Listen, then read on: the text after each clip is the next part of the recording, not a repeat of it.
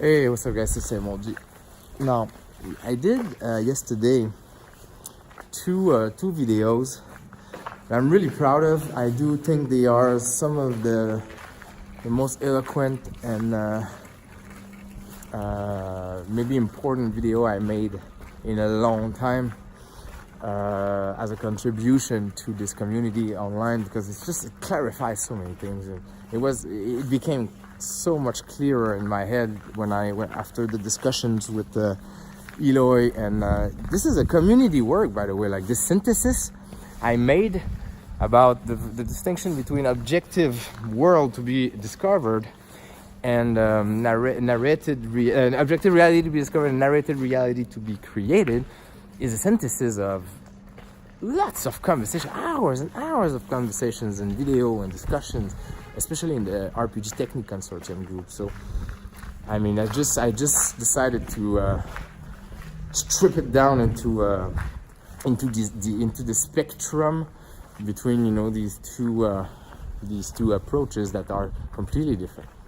Now, I want to finish it because you know, we go around in trilogy, aren't we? So I'm gonna finish this one with as above, so below. And what I want to say is that you don't have to cut it that clearly. It's always a spectrum. So what about just mixing the two? And it's completely doable. You know what I'm saying? It's like, you don't need to be so attached to that objective world to be discovered that you will never create anything. And at the same time, you don't need to be attached to that collaborative creation so much that there should be no objective reality neither. And so for me, it just it's a bouncing the ball thing. I really do believe that we can mix these two, you know, back and forth all the time. You know, we can, as a matter of exercise, you know, play the extreme. You know, I play Burning Wheel GM-less. I would play Dungeon Dragon GM-less. I don't care. I can do it. You find the right people and you do it. You don't need no GM. So that's an experiment. That's the radical narrated reality to be created. But you can also just go and say, you know what? I don't want to create anything. I want to be that player that discover that objective reality, and I want that GM there, a little bit like a computer game somehow or something, where the GM is there and he's gonna give me all the information, and I'm gonna utilize my strategy and my skills and my character sheet to just survive and find the treasure and go around in the thing or whatever. So that's the other way around. That's the more radical on the other side. But I really strong in my hands. I don't know if you see that this is blue, red. I thought it was warmer. Jesus Christ, I'm sorry, guys. This is safari out here. Okay, so I really do believe that we can mix it up and go back and forth in the same session, and then we should open up all the avenue. I don't see why we should restrict ourselves to create stuff. You know, and so and also I don't see why we should not also allow for, you know, lonely fun GM prep. This is exactly, you know, what yesterday I was talking about that, you know, Colin Cruikshank and I in our feed game. This is a little bit how we go. I don't prep. When I GM him, I don't prep. So I come, I improv 100%. And but he does. So when he GMs me, he has an objective reality. But he's willing to be flexible about it, because I'm gonna create shit. You know? And when I come with no prep, I also have to be flexible enough to allow his objective reality to not be too destroyed. Neither. It's just a matter of not being a dick, and a lot come down to that, guys. And you know that, right? So for me, it's like this one is like is a little bit more like an addendum. It's just saying that now that we can understand that these two big different approaches to the hobby are there. They create really different metaphysics about how we narrate, and now that we can acknowledge that, doesn't mean that we cannot put it in the blender and mix it up and utilize both in the same scene, session, group, game, everything, campaign, and for me it's just a matter of open up the valve, just open it up, open up. A lot of people are a little shy, and obviously we don't have the same level of imagination, wits, improvisation skills, confidence as well. And it's easy for me. I'm a teacher. That's what I do for a living. I improv in front of a class every day. I don't prep my classes. I have like a general curriculum, and I come in and I just improv with them because they're gonna ask questions. Discussion is gonna be, coming up from everywhere, and then we're gonna make a learning experience happen out of that. So it's easy for me. So I have I have to be honest with you that I come from an angle that I am I'm blessed. I can do it. I can do that. I can do what I preach. It's easy. But for some people it's not. Imagine someone who lives in his basement, because he's sick, he has a broken back, he's on his computer all day, he doesn't have a social life much, and he plays online, once a week or something, and he's on painkillers as well because the broken back is so messy, and then he comes to a game, he's a little bit like a zombie, and he's just reactive and passive, but he cannot have fun otherwise, he cannot have a social life otherwise. So it's kind of like we need to acknowledge that as well, and this is the thing, oh man, how can I express that? Is that why can't we just go mixing it up? Get that guy next to the other guy who is confident and outspoken and creative and full of energy, and then bring them all together and just play. As long as you're not being a dick, because there's a thing like Ivan, Ivan mentioned to me yesterday, it's like, don't you see that it can become like a competition over narration, something?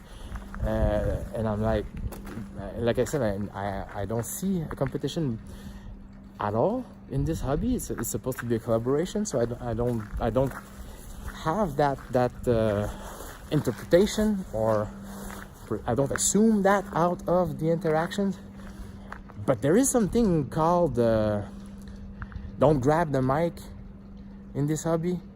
So there's this basic don't be a dick principle there, right? So it's just you can create stuff out of the blue, and as long as you don't you're not a dick about it. So you don't come up with the Chekhov crowbar, Greg, I don't know, but you don't come up with something stupid. You don't break the game.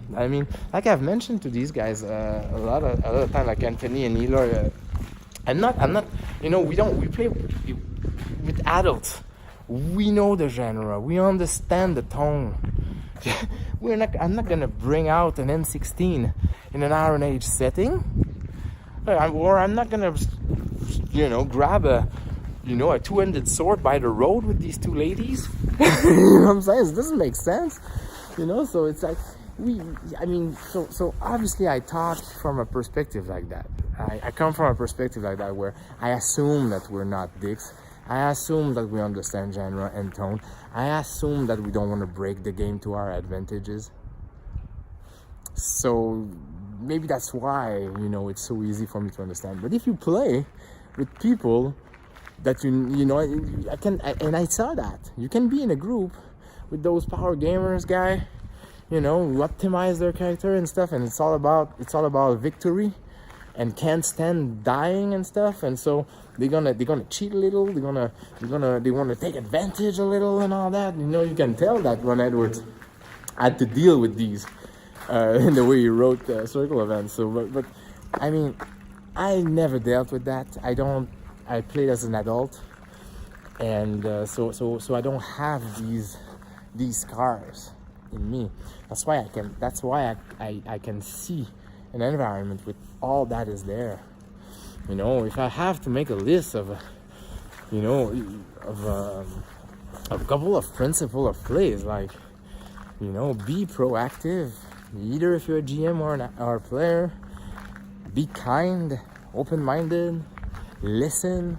You know, you can make a list of those really important role player skills there, right? And they're gonna allow you to mix an objective reality and to be discovered, you know, as a telos, you know, and a narrated reality to be created to work side by side, hand in hand, and have a really fun, you know, collaborative storytelling experience. And for me, you know, I'm able to do that. You know, I'm able to have these nuances in my understanding of this hobby and the way I can play about it. But, you know, like I did a Mother May I video earlier. I mean, there's always gonna be these situations where, you know, sometimes you play and you don't understand each other. I'm not talking necessarily about Mother May I, but we just don't understand each other. You know, me as a French person, sometimes I play and I realize afterward that I didn't understood the scene at all when I'm talking with these guys and they are mentioning something. I'm like, wait, okay, so you were not there? Yeah, it happened for real. So I play a whole campaign with guys like Anthony and Ivan, and we play the Veil, and then fucking like 2 months after the campaign is done, there was a session in the middle where I thought someone was there, but he was not, or something like that. And the whole damn thing was played out with me not really knowing what was going on. And it is, and this, you know, the question asking sometimes, as Eli mentioned, is just to clarify stuff and stuff like that. And sometimes you create something. Let's say you create something out of nowhere in your as a player, and for the other person doesn't make sense, but for you it does. And so you know, all that. I think that all these little subtlety and nuances there is the limit of theory and praxis. When you reach the limit of the praxis, you know, and by discussing too much theory, you're just facing up the problem of pragmatism, you know, because the thing is that you end up, you know, at trying to apply these idealistic absolute concepts to a moving and changing world of narration and storytelling and language being spoke, not language being conceptualized and analyzed and synthesized. Now it's language being spoke and actualized, you know, in a context, in a context X or Y, and some of these absolute idealistic ideas are not gonna work. So personally, where I'm at right now, and my understanding of these things, is that when you play a lot with the same people for a long time, you end up reaching a level of understanding and common sense and habits of play where you kind of understand what is implied and not implied, and what that guy meant there, you know, and stuff like that. And then these kind of like disappear. You know what I'm saying? Like, and Anthony mentioned it somehow in his reflection video about the circle of and, where he said, you know, we started the session, and I've listened to the beginning of the session, like the first hour or something, and it was just about question asking. Like I think the two first sentences pronounced by the player were questions, if I remember correctly. But the first was, I think, if I remember correctly, and I think the second as well. I was like, God damn it! But he said, Anthony, he said, you know, it's kind of like normal because we don't play a lot with each other. Or, you know, we're not necessarily used to one another in a new game. First session, we kind of get warm up. And then we ask a couple questions. Okay, this is the limits of what I can expect and do, and everything kind of disappear after a while. And yeah, obviously it's kind of normal probably that these guys, you know, after a while, you know, or you know, by the end of the campaign, they go around, or the experiment, they won't have the need to question the others that much. Especially if they work on that for some reason, and the same goes wrong for any group. I'm not talking necessarily about them, but it's like you can expect that from any group. It's the idea that either the question asked, or either just the apprehension, or the trust. So as above, so below for me is the idea that you can mix both approaches. You can still have an objective reality to be discovered, but this objective reality to be discovered needs to have some flexibility, not to be completely loose, because it's not an objective reality anymore, right? So it has to have some flexibility to allow for some aspect to be created narratively by the people engaging it in the group, no matter if it's the GM or the player, it doesn't matter. And so what for me, and I think that it's doable, and I think that we mostly, you know, especially in the middle of the spectrum, that's what we mostly do. And some people have issue with that. Some people have problem with that. You know, like I've mentioned yesterday. You know, some people it breaks their fun when a fellow player creates something. And you know, I can get it. Like I said, I can get that. I don't want to start psychologizing, you know, habits and culture of play and people and why it does that for them.